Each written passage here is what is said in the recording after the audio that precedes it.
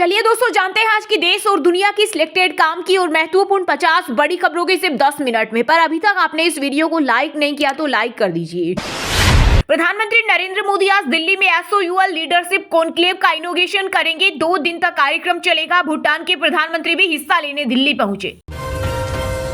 Delhi cabinet की पहली बैठक आयुष्मान योजना को मंजूरी। विधानसभा के पहले दिन केक की पेंडिंग रिपोर्ट पेश होगी। सीएम ने यमुना आरती की। उंगली उठाने से पहले अपने गिरेबान में जाके राहुल गांधी के बयान पर मायावती ने किया पलटवार। बोली, दिल्ली में कांग्रेस ने बीजेपी की बी टीम बनकर चुनाव लड़ा, जिसकी वजह से भाजपा की दिल्ली में जीत हुई।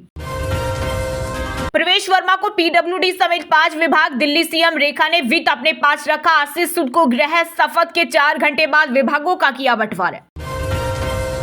रायबरेली देश का एकमात्र चुनाव क्षेत्र जिसके 2 सांसद हैं। ऊंचाहार की सभा में बोले राहुल गांधी, कहा कि जो भी समस्याएं हैं, चाहे रायबरेली में हो या संसद में, मैं हमेशा उपलब्ध हूं। बस मुझे बताएं कि क्या करने की जरूरत है और मैं किसे पूरा करूंगा।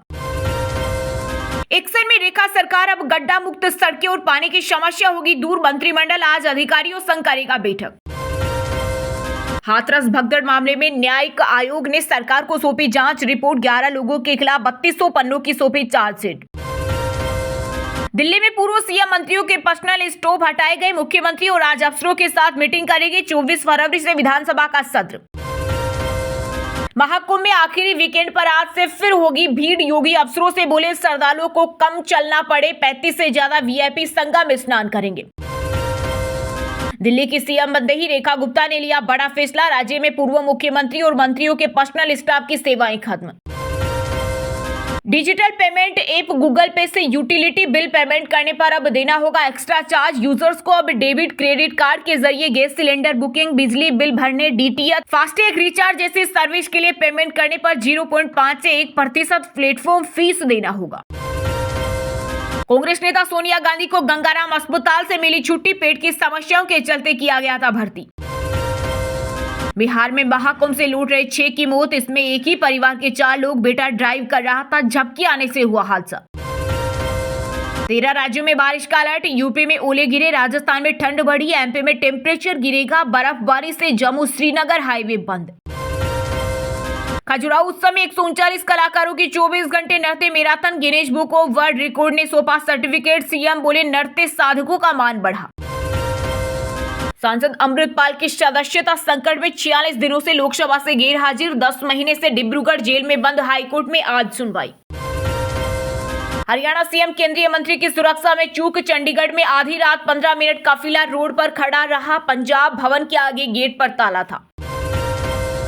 पूर्व कांग्रेस सांसद सज्जन कुमार की सजा पर बहस आज। 1984 दिल्ली सिख दंगा मामला। 2 सिखों को जिंदा जलाकर हत्या की थी।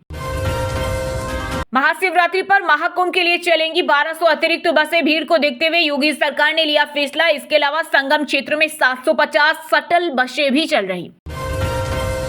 टेस्ला के अधिकारी अप्रैल में भारत आएंगे। पीएमओ और मिनिस्ट्री के अधिकारियों से मिलेंगे। महाराष्ट्र गुजरात में 4 लाख करोड़ निवेश की संभावना। एकनाथ शिंदे को बम से उड़ाने की मिली धमकी के मामले में पुलिस का एक्शन। 2 आरोपी गिरफ्तार। सामने आई तस्वीर। संगम पहुंचने के लिए 10 किलोमीटर पैदल चलना पड़ रहा। महाकुंभ में गाड़ियों की एंट्री नहीं। प्रयागराज आने जाने वाली 10 ट्रेनें रद्द। 8वीं तक स्कूल ऑनलाइन। यूपी में आउटसोर्स कर्मियों के लिए खुशखबरी। योगी सरकार ने मानदेय को लेकर किया बड़ा ऐलान। न्यूनतम 16,000 से 18,000 रुपए तक करने का किया ऐलान। अभी तक उन्हें 8-10 हजार रुपए ही मिलते थे। एलओसी के पास भारत पाकिस्तान के बीच आज फ्लैग मीटिंग 2021 में आखिरी बार हुई थी। पिछले 1 महीने से सीमा पर 5 घटनाएं। अडानी मामले में अमेरिका ने भारत से मांगी मदद। गौतम और सागर अडानी को नोटिस देने की कोशिश। कानून मंत्रालय से संपर्क किया। हिंदुस्तान पावर 2028 तक 5 गीगावाट एनर्जी पोर्टफोलियो बनाएगी। चेयरमैन रतुल पुरी बोले रिन्यूएबल एनर्जी का प्रोडक्शन बढ़ाएगी कंपनी। सौरव गांगुली की कार का एक्सीडेंट। दुर्गापुर एक्सप्रेसवे पर हुआ हादसा। बाल बाल बचे पूर्व क्रिकेटर। जम्मू कश्मीर में मंडराया पानी का संकट। नदियों का जलस्तर हुआ कम। सीएम उमर अब्दुल्ला ने जताई चिंता। चलिए दोस्तों, अब जानते हैं जो आम आदमी के काम की और फायदेमंद खबरें हैं उनको विस्तार से। पर इससे पहले अभी तक आपने इस वीडियो को लाइक नहीं किया तो लाइक कर दीजिए। पीएम मोदी ने दिल्ली के भारत मंडपम में 2 दिवसीय school of ultimatum leadership conclave के पहले एडिशन का किया इनॉग्रेशन। बोले, हर भारतीय 21वीं सदी के विकसित भारत के लिए कर रहा कड़ी मेहनत, देश के निर्माण के लिए व्यक्ति का विकास जरूरी। जी हां, प्रधानमंत्री नरेंद्र मोदी ने आज दिल्ली के भारत मंडपम में SOUL यानी school of ultimatum leadership conclave के पहले एडिशन का इनॉग्रेशन किया। इस दौरान पीएम ने कहा कि किसी भी देश के निर्माण के लिए वहां के व्यक्ति यानी नागरिकों का विकास जरूरी है। उन्होंने कहा, किसी भी ऊंचाई को प्राप्त करना है तो आरंभ जन से ही शुरू होता है। हर क्षेत्र में बेहतरीन लीडर्स का विकास बहुत जरूरी है, यह समय की मांग है। इसलिए SOUL की स्थापना विकसित भारत की विकास यात्रा में एक महत्वपूर्ण और बहुत बड़ा कदम है। मोदी ने कहा, स्वामी विवेकानंद जी भारत को गुलामी से बाहर निकालकर बदलाव लाना चाहते थे। उनका विश्वास था कि अगर 100 लीडर उनके पास हो तो वह भारत को आजादी ही नहीं बल्कि दुनिया का नंबर 1 देश बना सकते हैं। इस मंत्र को लेकर हम सबको आगे बढ़ना है। प्रधानमंत्री ने कहा, आने वाले समय में जब हम डिप्लोमेसी से टेक इनोवेशन तक एक नई लीडरशिप को आगे बढ़ाएंगे तो सभी क्षेत्रों में भारत का प्रभाव कई गुना बढ़ जाएगा। पीएम ने कहा, जो हर भारतीय 21वीं सदी के विकसित भारत के लिए दिन रात काम कर रहा है। इसे 140 करोड़ देश में हर सेक्टर में, हर कार्य क्षेत्र में, जीवन के हर आधार में हमें उत्तम से उत्तम नेतृत्व की आवश्यकता है। उन्होंने कहा, किसी भी देश को प्रगति करने के लिए न केवल प्राकृतिक संसाधनों की आवश्यकता होती है बल्कि मानव संसाधनों की भी आवश्यकता होती है। 21वीं सदी में हमें ऐसे संसाधनों की आवश्यकता है जो नवाचार को बढ़ावा दे। 21वीं सदी में हमें ऐसे संसाधनों की आवश्यकता है जो नवाचार को बढ़ावा दे सके और कौशल को प्रभावी ढंग से चैनल कर सके। हमें वैज्ञानिक रूप से नेतृत्व विकास में तेजी लानी चाहिए। पीएम ने कहा, भारत एक वैश्विक शक्ति के रूप में उभर रहा है और यह गति हर क्षेत्र में तेज हो रही है। इस वृद्धि को बनाए रखने और बढ़ाने के लिए हमें विश्व स्तरीय नेताओं की आवश्यकता है। SOUL संस्थाएं इस परिवर्तन में एक गेम चेंजर हो सकती है। इस तरह के अंतर्राष्ट्रीय संस्थान सिर्फ एक विकल्प नहीं बल्कि एक जरूरत है।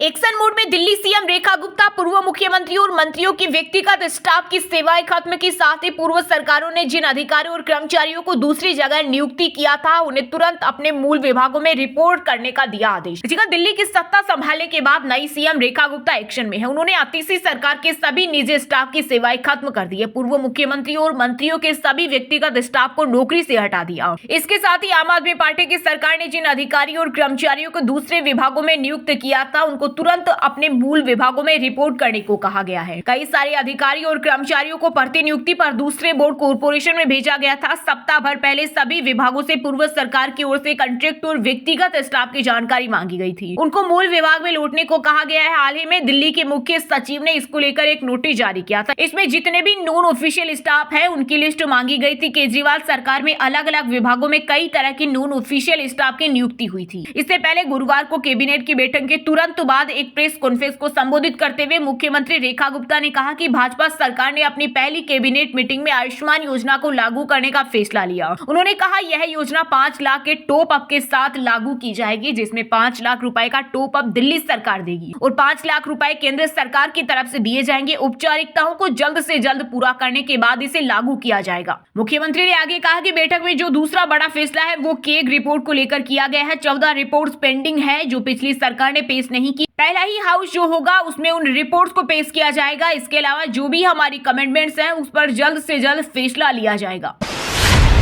उत्तर प्रदेश ने 1 ट्रिलियन इकोनॉमी बनाने का रखा लक्ष्य। सीएम योगी आदित्यनाथ ने विधानसभा में गिनाए विकास के आंकड़े। साथ ही कहा, भारत 3 नहीं 5 ट्रिलियन इकोनॉमी बनने की ओर अग्रसर। यूपी के मुख्यमंत्री योगी आदित्यनाथ विधानसभा में बजट सत्र के दौरान समाजवादी पार्टी पर जमकर बरसे। सपा विधायक रागिनी सोनकर के आर्थिक संबंधी सवाल पर योगी ने जवाब दिया। सीएम ने कहा कि उत्तर प्रदेश में 1 ट्रिलियन इकोनॉमी बनाने का लक्ष्य रखा है। भारत 3 नहीं 5 ट्रिलियन इकोनॉमी बनने की ओर अग्रसर हुआ है। इसके साथ ही मुख्यमंत्री ने कहा कि प्रदेश में महाकुंभ मेले का दिव्य आयोजन किया जा रहा है। इस महाकुंभ से उत्तर प्रदेश की अर्थव्यवस्था में 3 लाख करोड़ की ग्रोथ होने वाली है। सीएम ने आगे कहा कि आपकी पीड़ा में समझ सकता हूं कि आपके नेता कहते हैं भारत कभी विकसित नहीं बन सकता। आप उनका अनुसरण करेंगे ही। भारत आज दुनिया की 5वीं बड़ी अर्थव्यवस्था बन चुका है। 2027 में भारत 5 ट्रिलियन इकोनॉमी वाला देश बनेगा, इसमें कोई संशय नहीं है। योगी ने कहा, देश ने प्रधानमंत्री जी के नेतृत्व में 10 साल में 25 करोड़ लोगों को गरीबी रेखा से उबारने का काम किया। इसी तरह यूपी सरकार ने 10 साल में 6 करोड़ लोगों को गरीबी से उबारा है।